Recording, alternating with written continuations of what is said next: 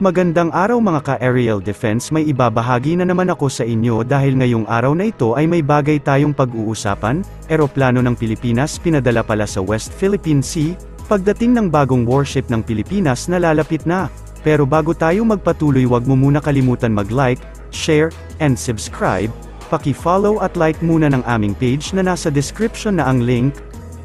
Sinabi ng PCG spokesperson for the West Philippine Sea Commodore na si J. Terrilla, na nagsagawa ng Maritime Domain Awareness Flight ang PCG at BFAR sa ibabaw ng West Philippine Sea upang e-monitor ang kalagayan nito. Sa naganap na pulong balitaan, ay ipinresinta rin ng Philippine Coast Guard ang angklang ginamit ng China sa paglalagay ng floating barrier sa Bajo de Masinloc. Yesterday, the Philippine Coast Guard, together with the Bureau of Fisheries and Aquatic Resources, conducted an MDA flight. We departed Manila around 8:20 in the morning. We arrived at the vicinity of Bajo de Masinloc around 9:20. We conducted, as I said, it's an MDA flight, Maritime Domain Awareness Flight.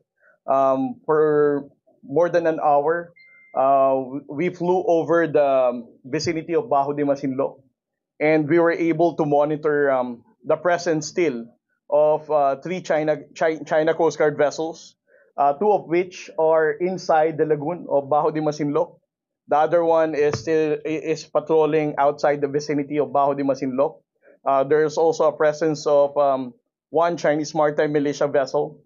For the Filipino fishing vessels, we were able to two Filipino fishing vessels still engaged in fishing during that time. And during the entire duration of the flight, we were challenged by the Chinese Coast Guard 6 times over the radio. And probably you also want to hear whether there is still a presence of a floating barrier at the mouth of the entrance of Bajo de Masinloc. I would like to inform everyone that upon our verification for this particular MDA flight, there is no more floating barrier at the entrance of Bajo de Masinloc.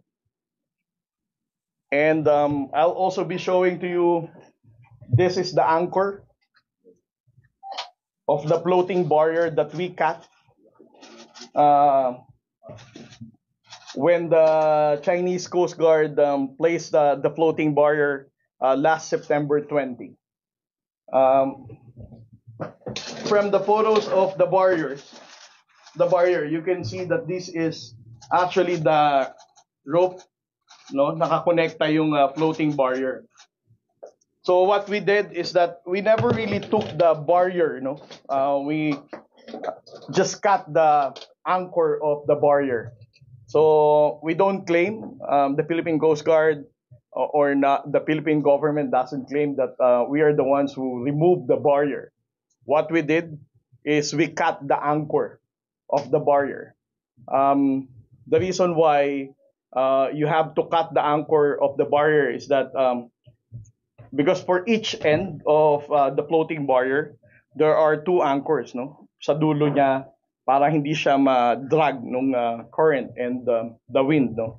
What we did is we cut the anchor on the other end so that it will still be it will be widely open kasi papad pa rin yung barrier. And after the Chinese Coast Guard realized that there is no more anchor kung saan hindi niya na nahaharangan yung mouth ng Bajo de Masinloc, that's the time that they also recovered the entire floating barrier. Noong tinanong naman ng ating Philippine Coast Guard na anong magiging aksyon ng gobyerno kapag inilagay ulit ng China ang barrier sa West Philippine Sea, narito po ang buong pahayag ng Philippine Coast Guard tungkol sa tanong na ito. Panoorin po ninyo.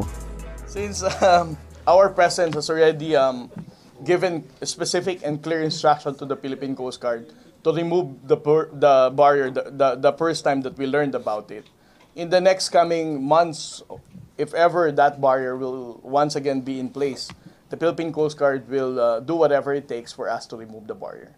Commodore, can we get your reaction? A statement from the Chinese Coast Guard says the floating barrier and the net below the floating barrier is fabricated. The mere fact that I have the anchor of the barrier that they laid out, I think I don't really have to respond with that statement that what we reported to the Filipino people that we cut the barrier is a fabricated one. Secondly, in response also to the statement of the Chinese Coast Guard spokesperson, the mere fact that they are admitting on his statement that they really laid out they put the floating barrier in Bajo de Masinloc is a clear, deliberate violation of the international law. The arbitral ruling has already made the decision that Bajo de Masinloc is a traditional fishing ground, not just for the Filipinos, but even for the Chinese and Vietnamese. The mere fact that they are not allowing and admitting that they are not really allowing Filipino fishermen to go inside the lagoon is a clear violation of that. Sa patuloy na effort at aksyon ng Philippine Coast Guard upang matugunan ang kakulangan ng gobyerno sa pagpapatrolya, ay tama lang din ang kanilang ginagawang hakbang ngayon, kahit na hindi kalakihan ang ating Coast Guard fleet ay nagagawa pa rin ito ang mga misyon nila na bantayan ang sarili nating teritoryo. Kaya naman sa lahat ng ahensya ng gobyerno na nagbabantay sa West Philippine Sea, salute po sa inyo.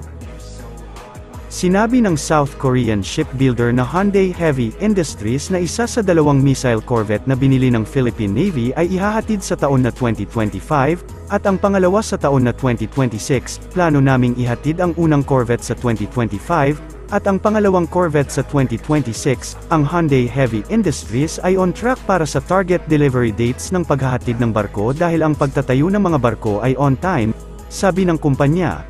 Idinagdag ng Hyundai Heavy Industries na ang schedule ng trabaho para sa mga corvette ay natuloy sa tamang schedule nito at nagsimula konstruksyon nito noong Mayo, para sa unang corvette.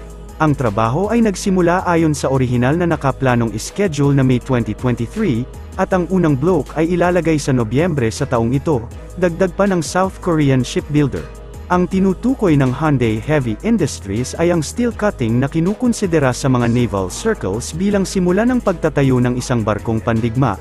Idinagdag din nito na magsisimula na ngayong Nobyembre ang konstruksyon para sa ikalawang corvette. Ang Department of National Defense ay pumirma ng 28 billion pesos na kontrata sa Hyundai Heavy Industries para sa pagkuha ng 2 bagong corvette para sa Philippine Navy noong December 27, 2021. Ang mga corvette ay may kakayahang anti-ship, anti-submarine, at anti-air warfare mission at magiging mas mabigat ang sandata kaysa sa Jose Rizal class frigates na hawak ng Navy ngayon. Ang mga barkong ito ay magbabackstop ng 2 Jose Rizal class frigates ng Navy, na itinayo rin ng Hyundai Heavy Industries. Para sa mas madaming update tungkol sa ating defense, abangan lamang ang aking mga bagong video. Para naman sa mga gusto magpa-shoutout, mag-comment lamang po at share, paki-follow at like muna ng aming page na nasa description na ang link. Pwede ka ring manalo ng pera or load dito kapag ikaw ay naging top fan nito at napili. Huwag mo na rin kalimutan mag-like, share, and subscribe. Pindutin mo na rin ang bell para updated kayo sa aking mga video. Maraming salamat po.